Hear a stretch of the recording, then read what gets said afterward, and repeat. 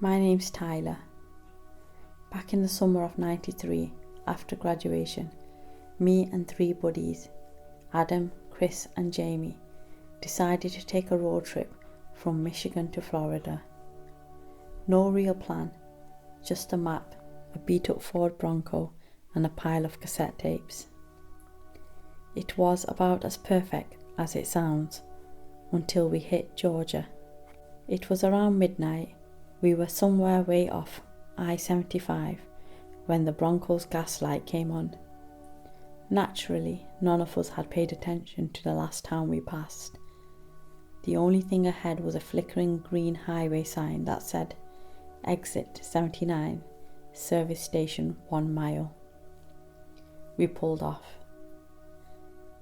The service station was like something out of a bad movie. Flickering neon sign, a rusted old canopy, a little shack with grime-coated windows, no other cars, no noise except for the buzzing light. Adam said we should just get back on the highway, but Chris was practically bouncing in his seat. "Come on man, it's a story. Creepy gas station on a road trip. This is perfect." We pulled up to the single pump. It was so old it didn't even have a credit card slot, cash only. Jamie volunteered to run inside and pay. The rest of us sat in the Bronco, windows down, listening to the night sounds, crickets, distant dogs barking, the occasional pop of a moth frying itself on the neon. 5 minutes passed. Finally, Chris said, "I'm gonna go check."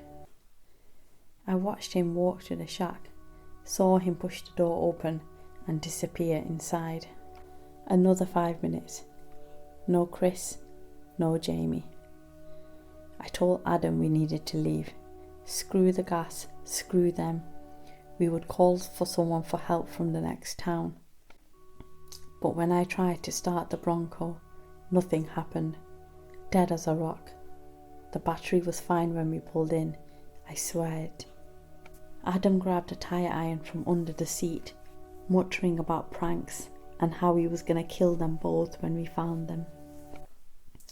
I followed him toward the shack. The door was half open, swinging slightly. Inside, the place was wrong.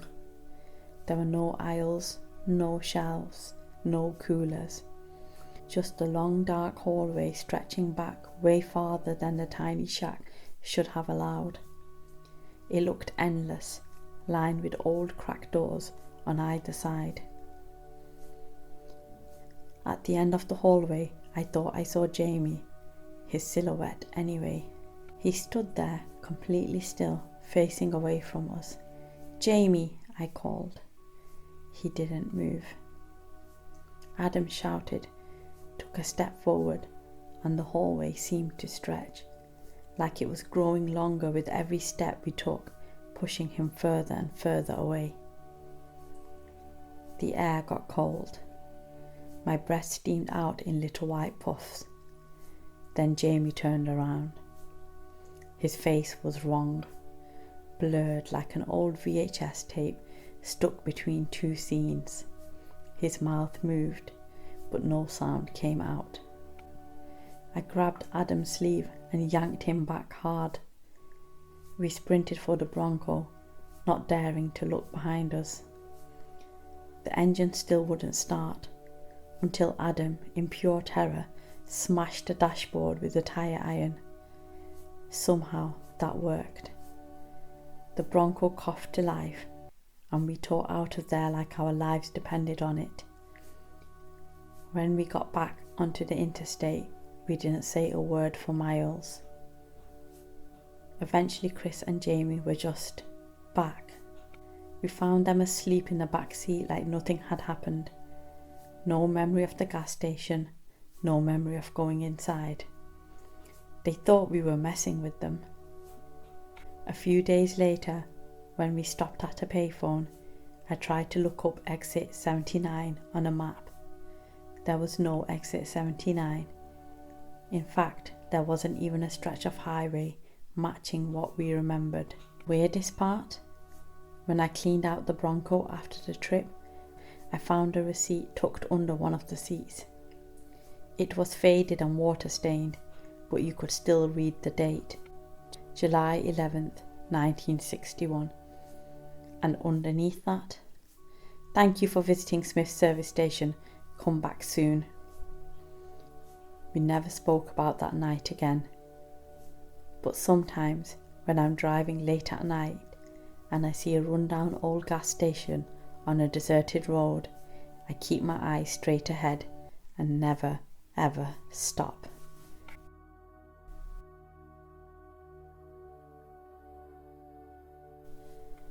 Hey, I'm Caleb. Back in '96, my girlfriend Cara and I decided to take a road trip across the southwest. We were young, stupid, and thought a beat-up '89 Jeep Cherokee could survive anything. For a while, it did. Long stretches of desert, endless radio static, dodgy motels, it was perfect. Until the night we took Route 117. We weren't even supposed to be on it. Our map showed it as a thin grey line. Barely a road at all. But we figured it would be faster than backtracking to the highway after missing an exit. It was nearly midnight. The road was cracked. The road was a cracked ribbon through dead fields and low hills. No lights, no towns, just us, the Jeep's struggling headlights, and the thick, still night. That's when we saw her, a woman standing by the side of the road, down a shallow ditch. She was waving slowly, like she was too tired to lift her arms properly. White dress, long dark hair, barefoot. Cara grabbed my arm. "We have to help her." I hesitated. Every horror movie I'd ever seen screamed, "Keep driving," but her voice was shaking. We were out in the middle of nowhere. Maybe the woman had broken down. Maybe she'd been in an accident. I slowed the Jeep and pulled over. As we got closer, I noticed two things that made my skin crawl. First, her dress wasn't just white. It was soaked at the bottom, clinging to her legs, even though the ditch was bone dry. Second, she wasn't walking towards us. She was just swaying. Cara rolled down her window and called out, "Are you okay? Do you need help?" The woman's head snapped towards us. Her face was pale. Her eyes were wide and glassy, like she was looking through us. Then she smiled, a slow, eerie smile, and took one shaky step forward. That was enough for me. I slammed the Jeep into gear and peeled away, tires kicking up dust. In the mirror I saw her standing there, still swaying, still watching. We drove in silence for a long time. The road twisted and dipped, each turn making me more paranoid that she'd just appear again. Finally, we saw headlights ahead. A diner, a gas station, blessed civilization. We pulled in, still rattled. Inside the diner, the waitress took one look at us and said, "You look like you've seen a ghost." We laughed nervously, ordered coffee, and told her about the woman in the ditch. The waitress went dead serious. "You were on 117? "Yeah." That stretch's been cursed for decades. 1967, a girl named Margaret Holman crashed her car on prom night. They didn't find her for 3 days. She'd been trying to crawl for help when she died in a ditch. Kara's hand found mine under the table, squeezing so tight it hurt. The waitress leaned in, voice low. Folks still see her, you know, out there waving. If you stop, she tries to climb inside. I felt a chill sink into my bones. Kara asked quietly, "What happens if she gets in?" The waitress just shook her head. We stayed at the diner until sunrise, too scared to get back on the road. When we finally did, we took the long way around, miles out of the way, anything to avoid Route 117. Even now, sometimes, if I drive country roads late at night, I see things in the distance, figures by the roadside. I never stop, not anymore.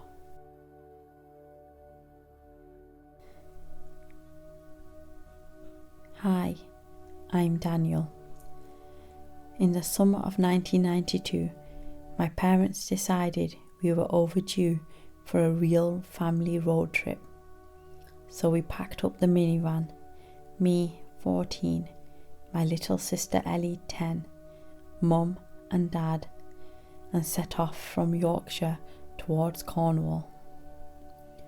No GPS, just road maps and Dad's stubborn sense of direction.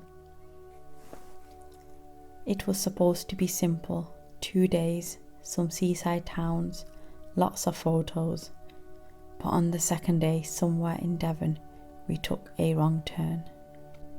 The A road we were following split unexpectedly, and Dad, refusing to ask for directions, naturally, steered us onto a narrow lane that seemed to coil through endless woods.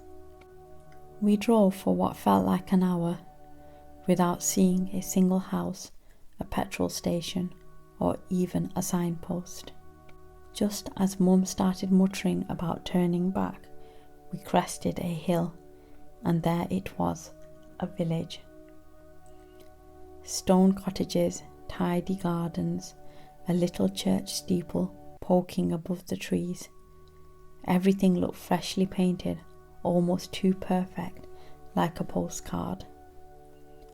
There was even a sign as we rolled past. Welcome to Little Morrow. None of us have ever heard of it, but we were tired and hungry, so we decided to stop.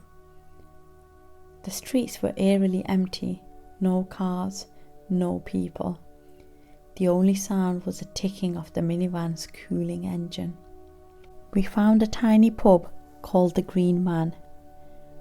The windows were grimy, but there was a faint glow inside. Dad figured we'd at least grab sandwiches and get directions. Inside, the pub smelled of damp wood and something else, something faintly metallic like old coins. The barman was the only soul inside, a thin, grey-faced man who barely looked up when we entered. Mum asked if they served food. He nodded once, slow and stiff. We ordered quickly ham sandwiches and lemonades and sat at a wobbly table. That's when Ellie pointed at something. "Mum," she whispered, "why is that man staring?" Across the room, half hidden in a shadowy booth, was a man in a dark coat and hat, face obscured. We hadn't seen him when we came in. Now he was facing us, directly, unmoving. The hairs of my neck stood up. Dad muttered something about the local people and told us to eat quickly. When the sandwiches came, the bread was weirdly dry and crumbly, the ham thin and grey.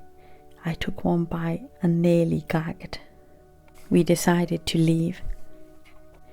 Outside, the sky had gone strange. The village seemed quieter now, if that was even possible.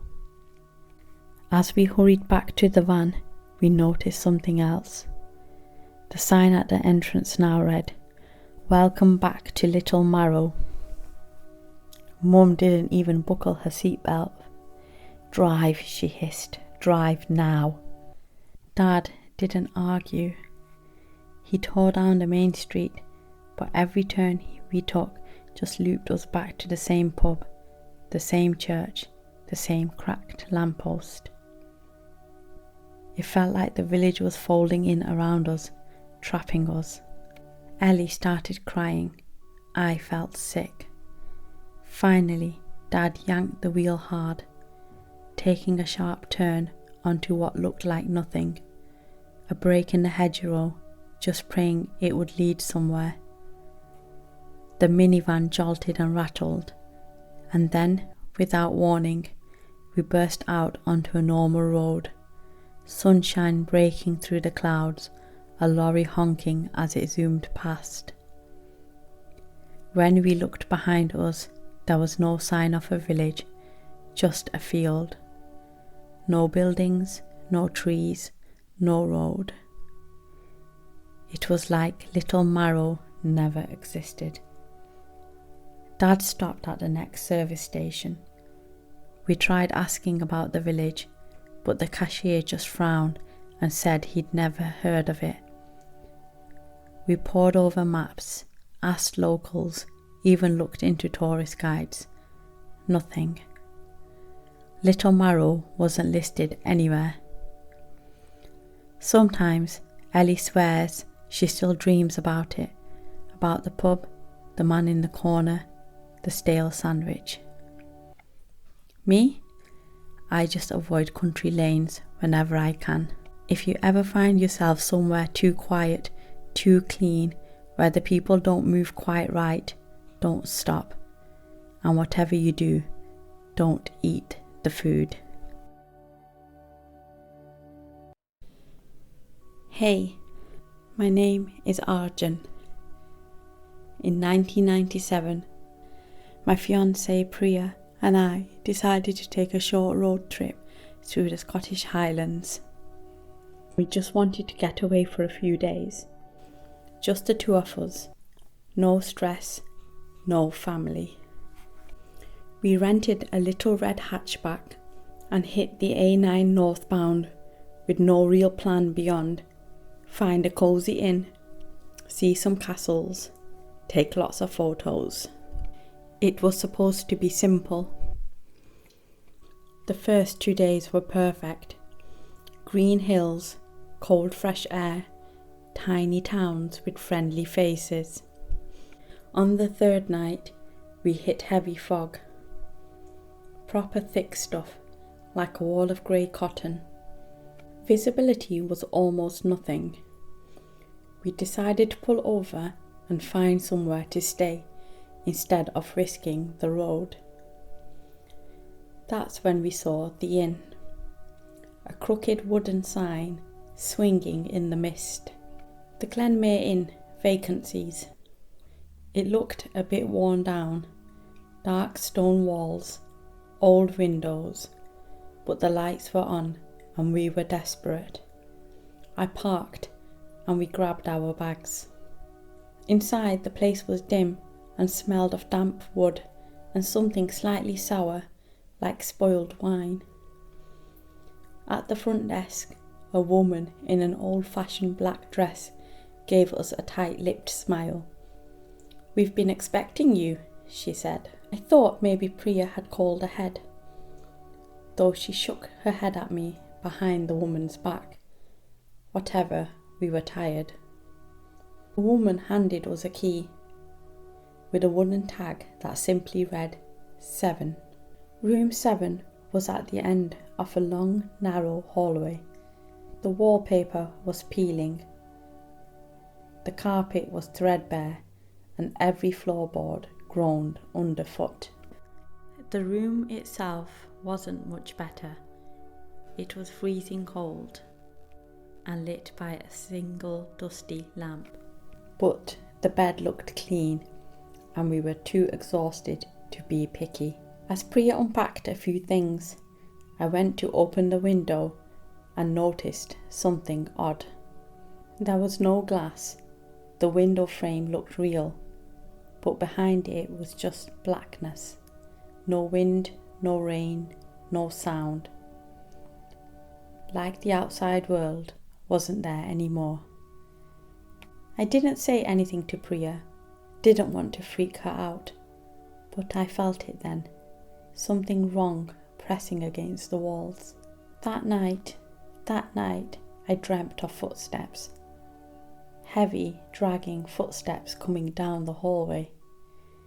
I woke to find Priya sitting up in bed, staring at the door. The footsteps were real. They shuffled closer and closer, and then stopped right outside our room. We held our breath, listening. The doorknob jiggled once, twice. Then came a soft knock, 3 slow taps. Priya grabbed my hand, whispering, "Don't answer it." Neither of us moved. The knocking didn't come again. After what felt like hours, the first pale light of dawn slipped under the door. We packed in record time. When we got to the lobby, it was empty. No woman at the desk, no guests, no cars in the lot. Just that thick, rolling mist. We drove away without looking back. Later, we tried to find the Glenmere Inn on a map. We even asked at a tourist centre in Inverness. No one had ever heard of it. The clerk at the centre said there was an old inn on that stretch of road, but it burned down in the 1950s. Lightning strike, they said. Everyone inside was trapped. 7 people died. I don't know where we stayed that night. Maybe we weren't supposed to. But every so often, when the fog rolls in thick back home, I'll catch Priya glancing out of the window, making sure no one is standing outside, just in case.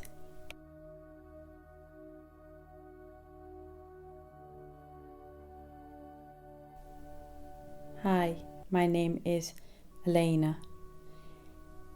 In 1995, my husband Lucas and I took a driving trip through eastern France, aiming to cross into Switzerland for a few days in the Alps.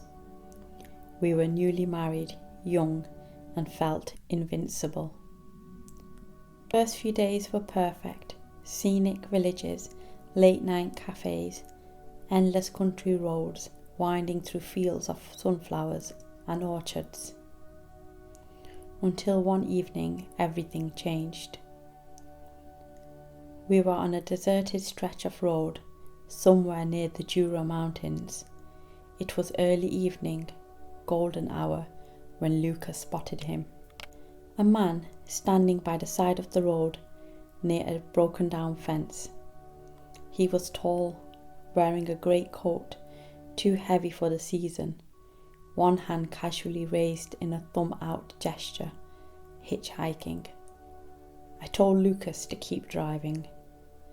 But Lucas, always the generous one, slowed the car. "It's getting dark," he said. "He could be stranded." I argued, but Lucas had already pulled over. The man opened the back door without a word and climbed in. I remember shivering when I looked at him through the mirror.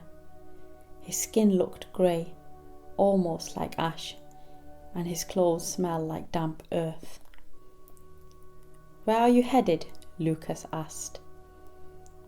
The man spoke French, but it was strange, slow, formal, like someone reciting phrases they'd memorized long ago. He said he was heading toward the mountains. He gave no names. He didn't ask any questions about us. He was just silent. The road twisted through endless orchards. The sun dipped lower, throwing long, warped shadows across the car interior. Every time I glanced back, the man seemed to have shifted slightly, though I never caught him moving. First leaning forward, then pressed back against the seat, then somehow closer to my side of the car. I gripped Lucas's hand tightly. Eventually, we saw a small roadside pull-off, a viewpoint overlooking the valley. I suggested we stop for a break, hoping maybe the hitchhiker would get out. Lucas agreed. We pulled over. Lucas stepped out first, stretching his legs. I turned to say something polite to the man, maybe suggest he find another lift from there, but the back seat was empty, completely empty. The door had never opened. No sound, no movement. He was just gone. I screamed for Lucas, who came running. We searched around the car, the parking area, the nearby trees. Nothing. No footsteps in the soft dirt. No trace he had ever been there. Shaken, we got back in the car and decided to drive straight to the next town. But the road was different. Where the trees once stood, now there was only endless skeletal orchards, black branches twisting into the sky like hands. The road seemed narrower, the fog thicker, the air colder. Worse, every so often, we would pass another figure standing by the roadside. Hitchhikers, all grey, all wearing heavy coats, all standing perfectly still, heads bowed. We didn't stop again. We drove for what felt like hours, but never reached a town. Just more fog, more trees, more still figures. Lucas gripped the wheel until his knuckles turned white. I closed my eyes and prayed under my breath. Finally, just before dawn, the road spilled out onto a busy motorway. The fog lifted. The world looked normal again. Trucks honking, signs pointing to Geneva. We pulled into the first service station we found, trembling with relief. Inside, Lucas tried to laugh it off. Maybe exhaustion, maybe a weird dream, he said. But when I went to the ladies' room to wash my face, I caught sight of my reflection in the cracked mirror. And standing just behind me, in the mirror's frame, but not in the room itself, was the man in the great coat, smiling. I never told Lucas, but sometimes, late at night, when we're driving on empty roads, I swear I hear breathing from the back seat. And when I turn to look, the seat is always empty. Always.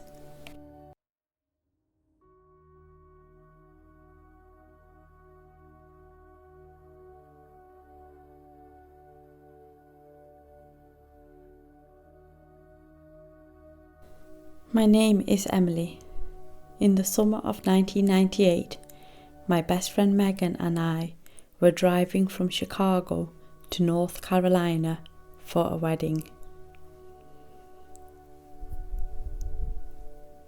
2 girls in a beat-up Honda Civic, windows down, music blasting, looking forward to the wedding we were going to attend. It was late, around 11 p.m, when we turned onto that stretch of highway. No street lights, just the Civic's tired headlights cutting tunnels through the dark. Trees pressed close to the road on both sides, and the air felt still, too still for summer. We were joking about something stupid when it happened. Something darted across the road, fast, a blur of white low to the ground. Megan screamed and yanked the wheel. I braced for impact, a heavy thud against the bumper, a sick crunch. The car jerked sideways, tyres screeching, but somehow didn't spin out. We sat there in stunned silence, both breathing hard. "Oh my God," Megan gasped. "Did I hit it?" I swallowed hard and nodded. I'd felt it, that horrible bump under the tyres. We turned off the music and sat there, listening. Nothing. No night sounds, no crickets, no breeze. I reached for the door handle. "We have to check," I said. Megan grabbed my arm. "What if it's hurt? What if it's dead?" Neither of us wanted to say the worst thing aloud. What if it's a person? I clicked the flashlight out of the glove box and we stepped into the night. The air smelled weird, metallic, sharp, like blood or wet iron. We scanned the road. At first we saw nothing, no animal, no wreckage. Then Megan pointed. "There!" About 20 feet behind us, lying half on the shoulder, was something. It looked like a small boy, curled up, wearing white, pale arms, pale legs. My stomach twisted. "It's a kid," Megan whispered, voice cracking. I wanted to run, to drive away, but my feet moved toward it on their own. As we got closer, the flashlight started flickering, like the batteries were dying, but they were fresh. The light stuttered, casting glimpses of what was lying there. And that's when we realised it wasn't right. The thing's arms were too long. The face was wrong, blurred somehow. No eyes where there should have been, just a stretched, empty space. The flashlight flickered again and died completely. Megan screamed. We bolted for the car, fumbling with the doors, practically throwing ourselves inside. Megan jammed the key into the ignition and the engine coughed to life. As she peeled away down the road, I glanced in the side mirror. The thing was standing now. Standing upright in the middle of the road, head tilted, watching us drive away. We didn't stop until we hit a gas station nearly 30 miles later. Pulled into the bright fluorescent lights, both of us shaking. We checked the bumper, the tyres, looking for blood, hair, anything, nothing. The car was spotless. A man working inside asked if we were okay. I lied and said we hit a deer. He gave us directions to the nearest motel, looking at us like he knew we weren't telling the whole truth. That night, in the motel room, we barely slept. I kept seeing that empty face every time I closed my eyes. The next morning, I asked a local about Route 29. He got real quiet and then said, "That road's had a lot of accidents. A lot of folks see things they don't want to talk about." We cut our trip short after that. Sometimes I wonder what would have happened if we'd gotten out quicker, if we had touched it, if it had touched us. But most nights I'm just grateful we didn't stop sooner. If you're ever driving an empty road at night and you hit something that doesn't look quite right, keep driving. Don't look back.